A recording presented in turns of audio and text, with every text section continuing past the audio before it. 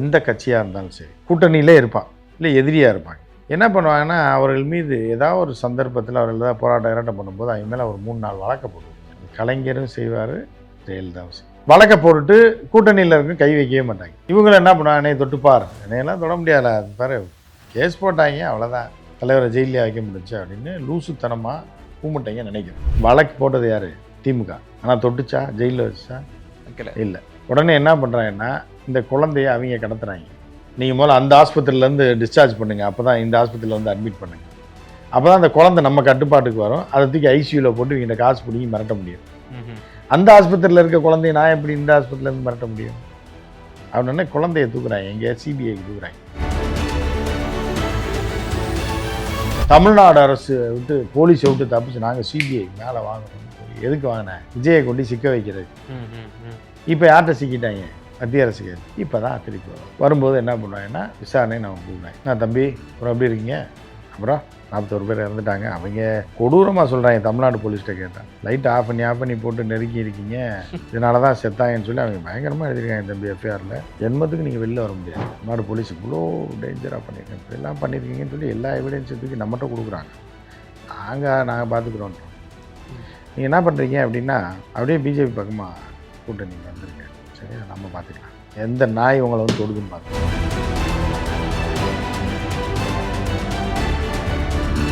வீட்டை விட்டே வெளியே வரலையாங்க. இப்போ செத்ததுக்கப்புறம் எவனுமே வரல.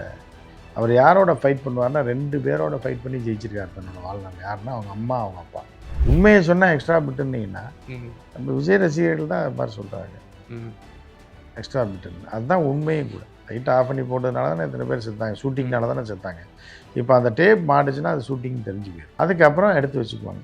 வாங்க தம்பி, படம்லாம் எடுத்துருக்கீங்க தம்பி, இந்த காட்சியெல்லாம் சேர்க்க போகிறீங்களா, சூப்பர், நல்லா பண்ணிடுறீங்களே 5 கேமரா வச்சு, சரி ரைட்டு விடுங்க, நான் பார்த்துக்குறேன் விடுங்க, வந்துருங்க, ஜி சொல்லி விட்டாரு தான், நம்ம தம்பி பார்த்து காப்பாற்றுங்க, பார்த்துக்கிறேன். விஜய் லைட் ஆஃப் பண்ணி போடும்போது எல்லாம் கிட்ட வாங்கன்னு கையை வச்சு கூப்பிட்டாரு, அதனால தான் எல்லாம் வந்து செத்துட்டாங்க அப்படிங்கும்போது, அப்போ ஏன் அவரை எஃப்ஐஆரில் போடல அப்படின்னு சேர்த்துருவாங்க சார்ஜ் ஷீட். ஓகே, எப்போ வேணாலும் சேர்க்கலாம். சார்ஜ் ஷீட்டில் முன்னாடியே சேர்க்கணும்னு வந்த அவசியம் இல்லை. உடனடிக்கு வரல, நம்ம சொல்கிறத கேட்கலன்னா கூட சார்ஜ் ஷீட்டில் சேர்த்து விடலாம். ஓகே, ஐயோ இவர் தான் முக்கிய காரணம் போலயே, எல்லாரையும் சேர்த்துருக்காங்க, இப்போ நம்பர் 1 அக்யூஸ்டே அவர் தான் சொல்லி சேர்த்து விட்ருவாங்க. கடை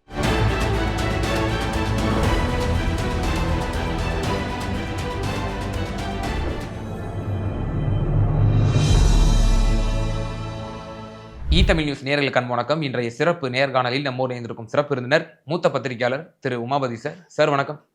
வணக்கம் சார். கரூர் கூட்ட நெரிசல் வழக்கு சம்பந்தமாக பல பேட்டிகள், பல பதிவுகள் உங்கள் சேனல்லையும் சரி பொதுவெளியிலையும் நீங்கள் பேசிட்டு வர்றீங்க.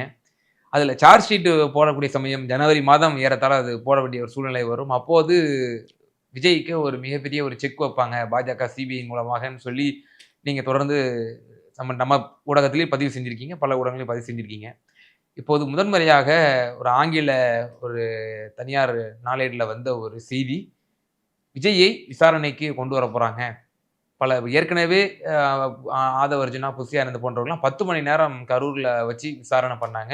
இப்போ கரூரில் விசாரிக்கலாமா, இல்லை சென்னையில் உள்ள சிபிஐ அலுவலகத்தில் விசாரிக்கலாமா அப்படின்னு சொல்லி ஆலோசனை செய்து கொண்டிருப்பதாகவும், அதே அந்த உச்சநீதிமன்றத்தினுடைய அந்த வழக்கறிஞர் ஜட்ஜு, ஓய்வு பெற்ற ஜட்ஜினுடைய அந்த மானிட்டரிங்லேயே அவரை விசாரிக்கணும் அப்படின்ற மாதிரி ஒரு செய்தி வந்திருக்கிறது.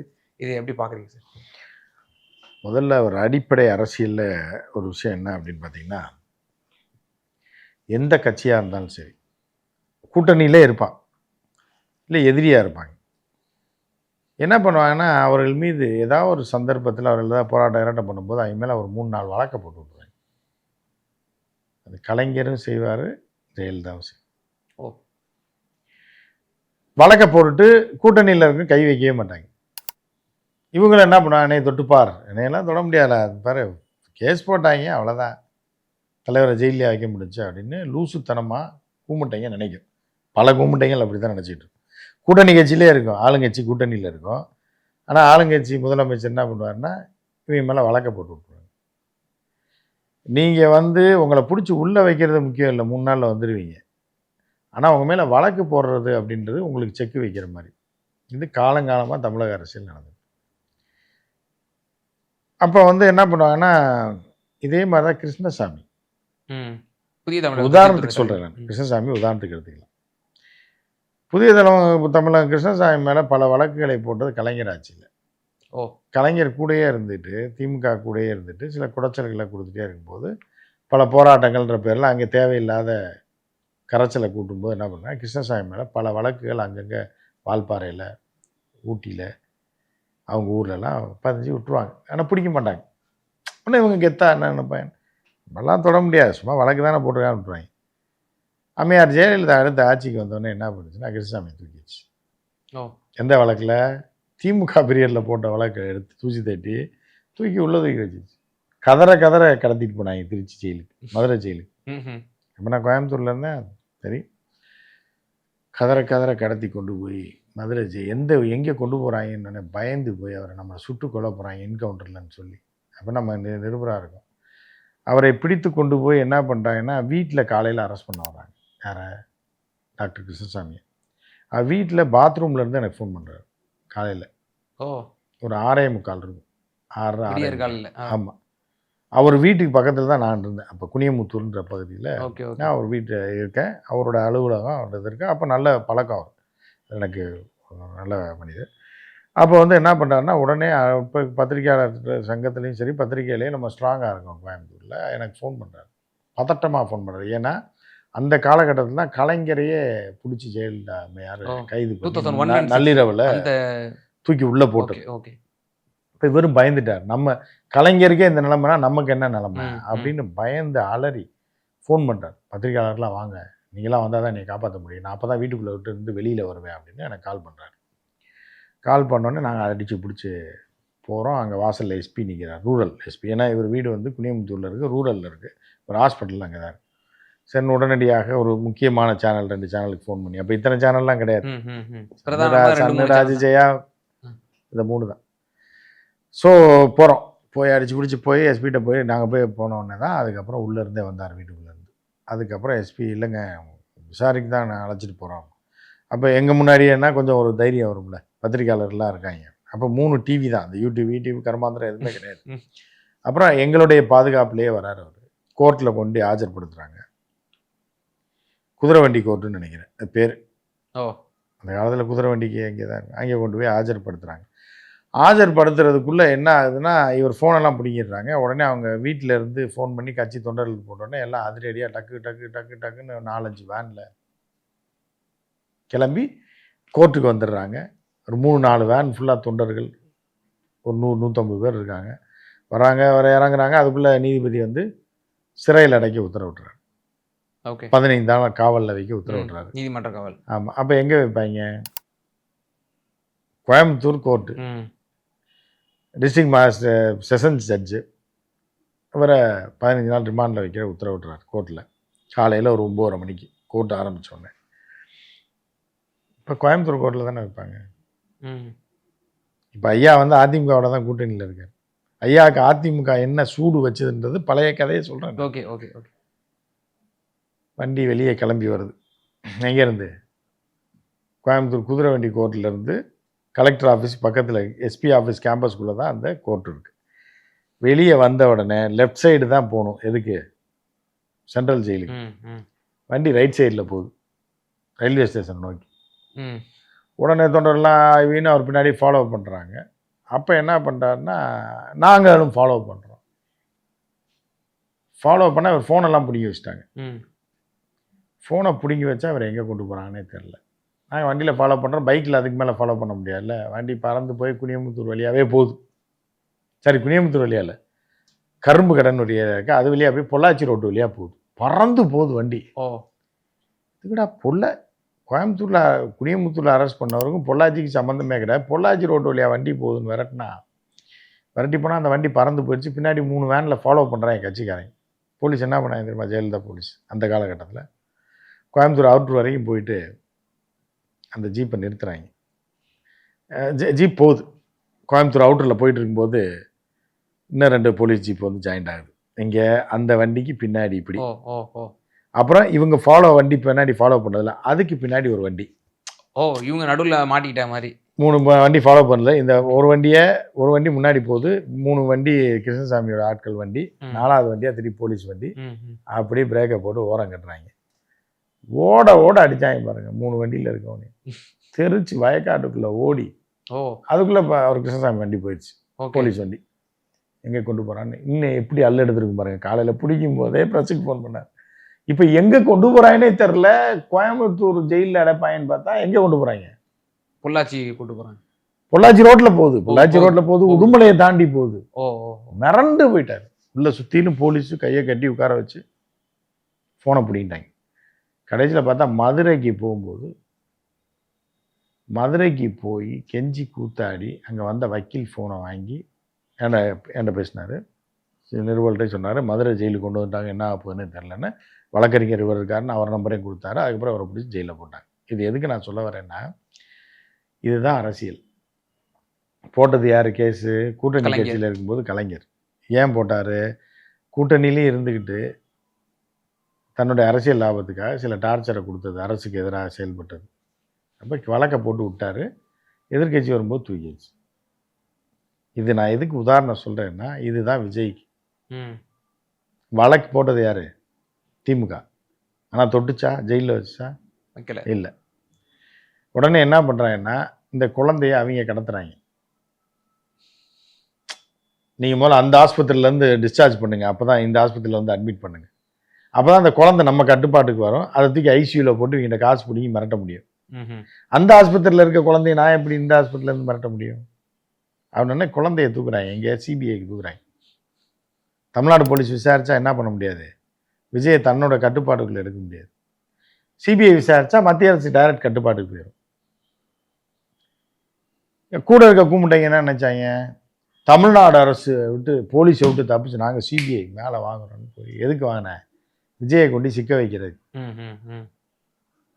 இப்போ யார்கிட்ட சிக்கிட்டாங்க? மத்திய அரசு கையில். இப்போ தான் திருப்பி வருவாங்க. வரும்போது என்ன பண்ணுவாங்கன்னா, விசாரணை நம்ம கூப்பிடுவேன். நான் தம்பி அப்புறம் எப்படி இருக்கீங்க? அப்புறம் 41 பேர் இறந்துட்டாங்க. அவங்க கொடூரமாக சொல்கிறாங்க. தமிழ்நாடு போலீஸ்கிட்ட கேட்டால் லைட்டை ஆஃப் பண்ணி போட்டு நெருக்கி இருக்கீங்க, இதனால தான் செத்தாங்கன்னு சொல்லி அவங்க பயங்கரமாக எழுதியிருக்காங்க தம்பி எஃப்ஐஆரில். ஜென்மத்துக்கு நீங்கள் வெளில வர முடியாது.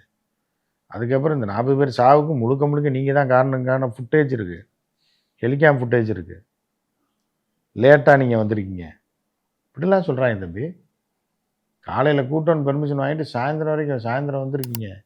அது இருட்டுறதுக்கு முன்னாடியே பெர்மிஷன் முடியுது, நீங்கள் இருட்டுறதுக்கு அப்புறம் இருந்து லைட்டு போடல அப்படி இப்படின்னு சொல்லி தெரிஞ்சும் நீங்கள் வந்து இந்த மாதிரி பண்ணியிருக்கீங்க தம்பி. இவ்வளோ கொடூரமாக போட்டு வச்சுருக்காங்க அப்படின்னா நீங்கள் என்ன சொல்லுவீங்க? சிபிஐ கேட்க மாட்டேன். தமிழ்நாடு போலீஸ் இவ்வளோ டேஞ்சராக பண்ணியிருக்கேன், இப்படிலாம் பண்ணியிருக்கீங்கன்னு சொல்லி எல்லா எவிடன்ஸையும் தூக்கி நம்மகிட்ட கொடுக்குறாங்க. நாங்கள் பார்த்துக்குறோன்றோம். நீங்கள் என்ன பண்ணுறீங்க அப்படின்னா, அப்படியே பிஜேபி பக்கமாக கூட்டணிக்கு வந்துடுங்க, சரியா? நம்ம பார்த்துக்கலாம். எந்த நாய் உங்களை வந்து தொடுதுன்னு பார்த்துருவோம். என்ன சொல்லுவீங்க நீங்கள்? இல்லைன்னா அதை வச்சுக்கிட்டு உங்களை தூக்கிடுவாங்க. டார்ச்சர் கொடுத்து உங்களை வர வச்சு விசாரணைக்கு வர வச்சு. எதிர்த்து ஃபைட் பண்ண சக்தி விஜய்க்கு இருக்கும் அப்படின்லாம் சொல்கிறாங்களே. என்னதான் வந்தாலும் எதிர்த்து ஃபைட் பண்ணக்கூடிய ஒரு எங்கே போய் ஃபைட் பண்ணுவார்? எங்கே ஃபைட் பண்ணுவார்? எடுத்து போய் வீட்டை விட்டே வெளியே வரலையாங்க. இப்போ செத்ததுக்கப்புறம் எவனுமே வரல. அவர் யாரோட ஃபைட் பண்ணுவார்னா 2 பேரோட ஃபைட் பண்ணி ஜெயிச்சிருக்காரு தன்னோட வாழ்நாள். யாருன்னா அவங்க அம்மா, அவங்க அப்பா. பையனோடையே ஜெயிக்க முடியலையே. பையனோட சண்டை போட்டு ஜெயிக்க முடியல, பிள்ளையோடையும் ஜெயிக்க முடியல. அதனால் என்ன பண்ணுறாருன்னு நீங்கள் பொறுத்திருந்து பாருங்கள். அவங்க என்ன பண்ணுறாங்க? இவங்க வந்து என்ன பண்ணுறாங்கன்னா, யானை இதில் வந்து மாறி யானை வாய்க்குள்ளே கொண்டு தலையை விட்டாங்க. புரியுதா? இங்கே தப்பிக்கிறோன்னு சொல்லி அவங்க என்னென்ன கேம் ஆடுறாங்கன்றதை நீங்கள் பொறுத்திருந்து பார்க்கலாம். சரியாக ஒரு வாரம் முன்னதாக ஒரு 10 நாட்கள் இருக்கும்னு நினைக்கிறேன், கரூருக்கு முகாமிட்டிருந்தார் அந்த மானிட்டரிங் பண்ணக்கூடிய ஓய்வு பெற்ற நீதியரசர் அவர்கள். அப்போ புகார்கள் கொடுக்கலாம், பாதிக்கப்பட்ட மக்கள் இருப்பீங்க, விக்டிம்ஸ் இருப்பீங்க, யாரெல்லாம் வந்து ஐ விட்னஸாக இருக்கீங்களோ நேரடியாக இந்த கேம்புக்கு வந்து நீங்கள் ஒரு கொடுக்கலாம், புகார்கள் கொடுக்கலான்னாங்க. அப்போ அதில் நீங்கள் உள்குத்து அரசியல்னு சொல்லுவீங்க, அதில் ஏதேனும் புகார்கள் இப்போ யாருனாலும் கொடுக்கலாம், எப்படினாலும் கொடுக்கலாம். இப்போ நான் தான் அந்த ஐசைட்டில் இருந்தேங்க, பாருங்க லைட்டை போட்டு ஆஃப் பண்ணாரு, மக்களும் அப்படி அலமோதி அப்படியே அந்த பஸ் மேலே விழணும் அப்படின்னு அவர் வந்து எதிர்பார்த்தாரு அப்படின்னு ஒரு எக்ஸ்ட்ரா பிட்டு 4 போட்டு சேர்த்து கூட அந்த புகார். எக்ஸ்ட்ரா பிட்டுன்னு நீங்கள் எப்படி சொல்கிறீங்க? உண்மையை சொன்னால் எக்ஸ்ட்ரா பிட்டுன்னீங்கன்னா நம்ம விஜய் ரசிகர்கள் தான் அது மாதிரி சொல்கிறாங்க எக்ஸ்ட்ரா பிட்டுன்னு. அதுதான் உண்மையும் கூட. லைட் ஆஃப் பண்ணி போட்டதுனால தானே இத்தனை பேர் செத்தாங்க, ஷூட்டிங்னால தானே செத்தாங்க. இப்போ அந்த டேப் மாட்டுச்சுன்னா அது ஷூட்டிங் தெரிஞ்சு போயிடும். ஓகே. அதுக்கப்புறம் எடுத்து வச்சுக்குவாங்க. வாங்க தம்பி, படம்லாம் எடுத்துருக்கீங்க தம்பி, இந்த காட்சியெல்லாம் சேர்க்க போகிறீங்களா? சூப்பர், நல்லா பண்ணிடுறீங்களே 5 கேமரா வச்சு. சரி ரைட்டு விடுங்க, நான் பார்த்துக்குறோம் விடுங்க, வந்துருங்க. ஜி சொல்லி விட்டாரு தான், நம்ம தம்பி பார்த்து காப்பாற்றுங்க, பார்த்துக்கிறேன். இப்போ அவருடைய மானிட்டரிங்கில் தான் வந்து இந்த விசாரணை நடக்க போகுது. கரூரில் நடத்தலாமா அல்லது சென்னையிலேயே வச்சு நடத்தலாமா? கரூரில் இதெல்லாம் கிளப்பி விடுறது அவங்களா. கிளப்பி விட்டோன்னு ஒரு பீதியை கிளப்புறது விஜய்க்கு. ஓகே. ஐயோ, கரூர் நம்மளை கூப்பிட்டு போய் போலீஸ் வேன் இல்லையா, இல்லை நம்ம வண்டியில் வர வச்சு கூப்பிட்டு போய் விசாரிப்பாங்களா ஸ்பாட்டில், இப்படிலாம் பீதியை கிளப்புறது. அப்படிலாம் பண்ண மாட்டாங்க. சென்னையில் தான் சென்னையில் வந்து வீட்டில் வந்து விசாரிப்பாங்க. வீட்டிலே தான் விசாரிப்பாங்களா? அலுவலகம் கூட வர சொல்ல மாட்டாங்களா? இல்லை, அப்போ தான் நான் உள்ளே இழுக்க முடியும். எடுத்தோடனே அலுவலகம் அதுன்னு மிரட்டி விட்டிங்கன்னா தம்பி வரமாட்டான்ல. அப்புறம் தற்குறிகள் கத்த ஆரம்பிச்சிருவான். நாளைக்கு நம்மளோட வந்து சேர மாட்டான் பிஜேபியோட. அதனால் வீட்டில் வச்சு விசாரிக்கும் போது பிஜேபியே பயப்படுது, மோடிஜியே பயப்படுறாரு, அமித்ஷாஜியே பயப்படுறாரு, உள்துறையே பயப்படுது, அதுதான் என் தலைவனோட வெயிட்டு அப்படின்னு காமிப்பாங்க. அவங்களுக்கு தேவை அப்படின்னா கொண்டு போய் திகார் ஜெயிலில் அடைச்சிருவாங்க. தினகரனை கூப்பிட்டு போனாங்க 2 போலீஸ் அனுப்பி லைட்லேயே, அந்த மாதிரி கூப்பிட்டு போயிடுவாங்க. இல்லை, அப்படி அடைக்கணும்னு நினச்சிருந்தானா எப்பயோ அடைச்சிருக்கலாமே சார். எலெக்ஷன் வரும்போது தானே. முன்னாடி அடைச்சி என்னங்க பண்ண முடியும்? இப்போ நீங்கள் என் கூட வரேன்றீங்க, அப்படி இருக்கும்போது அதெல்லாம் பண்ண மாட்டாங்க. ஆனால் நீங்கள் இப்படி சொல்கிறீங்க, எலெக்ஷனுக்கு இந்த மாதிரி பல முன்னெடுப்புகள் எடுக்க கூடும்ட்டு. இப்போ ஆதவர்ஜுனாலாம் பயங்கரமான ட்வீட்லாம் போட்டார். அவங்க பேசக்கூடிய பேச்சுக்கள்லாம் பார்க்கும் பொழுது அவ்வளோ தெனாவெட்டா இருக்க மாதிரி தான் நமக்கு தெரியுது. அந்த போட்ட ட்வீட்டு கூட நீதிமன்றமே ரத்து செஞ்ச காட்சிகள்லாம் நம்ம பார்த்துட்டோம்ல, அதெல்லாம் கூட கடந்து வந்துட்டாங்கல்ல. தமிழில் ஒரு பழமொழி சொல்லுவாங்க, நம்ம யாரையும் அந்த மாதிரிலாம் நாயின்லாம் சொல்ல, யாரையும் எந்த இதோட கம்பேர் பண்ண முடியாது, இருந்தாலும் குலைக்கிற நாய் கடிக்காதுன்னு சொல்லி ஒரு பழமொழி. பழமொழியாக நீங்கள் எடுத்துக்கணும். வேறு யாரையும் இவரை போய் இப்படி சொல்லிட்டீங்களேன்னா நான் யாரையுமே சொல்லலை, உதாரணம். அதனால் பிரச்சனை இல்லை. விருதன் அவர்கள் சார், இப்போ சார்ஜ் ஷீட்டு ஜனவரி மாதம் அதுதான் ரொம்பவே எதிர்பார்க்கப்பட்ட ஒன்று. அதில் நீங்கள் ட்விஸ்ட் வைப்பாங்க அப்படின்னு விஷயம் சொல்லியிருந்தீங்க. ஆமாம், அதுதான் இழுத்து இழுத்து கொண்டு வந்துட்டாங்களே. ஜனவரியில் தானே, இப்போ பிப்ரவரியில் தானே கூட்டணி ஃபைனல் ஆகும். ஜனவரி எண்டில் சார்ஜ் ஷீட் போடுறோம் அப்படின்னா பயந்துட்டு ஏதாவது ஒன்று பண்ணிடுவாங்க. ஒன்று கூட்டணிக்குள்ளே விஜய் போகலாம், இல்லை வெளியிலேருந்து நான் சொல்கிறத மட்டும் நீங்கள் கேட்கணும் அப்படின்ற மாதிரி. ஆனால் எஃப்ஐஆரில் அவருடைய பேர் வந்து இடம்பெறலையே. அப்போ இடம்பெறாத பட்சத்தில் விசாரணை எஃப்ஐஆர் போட்டதுக்கப்புறம் தானே எல்லாரையும் கூப்பிட்டு விசாரித்தாங்க. நீதிபதி வந்து விசாரிச்சார்ல, நீதி அரசர் நீங்கள் சொன்னீங்க, ஓய்வு பெற்ற அந்த நீதி அரசர்னா அரசர் தாங்க, ஓய்வு பெற்ற அரசர். இது மாதிரி கிழவரசர்ன்ற மாதிரி, இளவரசராக இருந்தார் கிழவரசர். அவர் வந்து விசாரிச்சிருக்காரு. அதில் சில பேர் சாட்சிகள் சொல்லியிருக்கலாம். அந்த என்ன ஆச்சுன்னா, அவர்கிட்ட ஒருத்தர் வந்து சொல்லியிருக்கலாம், நான் கண்ணால் பார்த்தேங்க, விஜய் லைட் ஆஃப் பண்ணி போடும்போது எல்லாம் கிட்ட வாங்கன்னு கையை வச்சு கூப்பிட்டாரு, அதனால தான் எல்லாம் வந்து செத்துட்டாங்க அப்படிங்கும்போது, அப்போ ஏன் அவரை எஃப்ஐஆரில் போடல அப்படின்னு சேர்த்துருவாங்க சார்ஜ் ஷீட். ஓகே, எப்போ வேணாலும் சேர்க்கலாம். சார்ஜ் ஷீட்டில் முன்னாடியே சேர்க்கணும்னு அந்த அவசியம் இல்லை. உடனடிக்கு வரல, நம்ம சொல்கிறத கேட்கலன்னா கூட சார்ஜ் ஷீட்டில் சேர்த்து விடலாம். ஓகே. ஐயோ, இவர் தான் முக்கிய காரணம் போலயே, எல்லாரையும் சேர்த்துருக்காங்க, இப்போ நம்பர் 1 அக்யூஸ்டே அவர் தான் சொல்லி சேர்த்து விட்ருவாங்க கடைசி. ஓகே சார், கூட்டணி கணக்குகள் நிச்சயமாக மையப்படுத்தி தான் மூவ்ஸ்லாம் இருக்கும்னு சொல்ல வரீங்க. நிச்சயமா சார், இந்த கரூர் ஸ்டாம்பேட் சம்பந்தமாக முதன்முறையாக விஜயை விசாரிக்க போவதாக பல ஊடகங்கள் தெரிவிக்கின்றன. பொறுத்திருந்து பார்ப்போம் எப்படி இந்த விசாரணை கோணங்கள் போகிறது. தேர்தலை மையப்படுத்தி அந்த விசாரணை கோணங்கள் போகிறதா? செங்கோட்டையனை விசாரிக்க மாட்டாங்க, ஏன் தெரியுமா? அப்போ அவர் கட்சியிலே இல்லை, அவர் அந்த பாயிண்டே நீங்கள் வச்சுங்க. நிச்சயமா சார், ரொம்ப நன்றி சார், உங்களை நேரத்தை பாருங்க.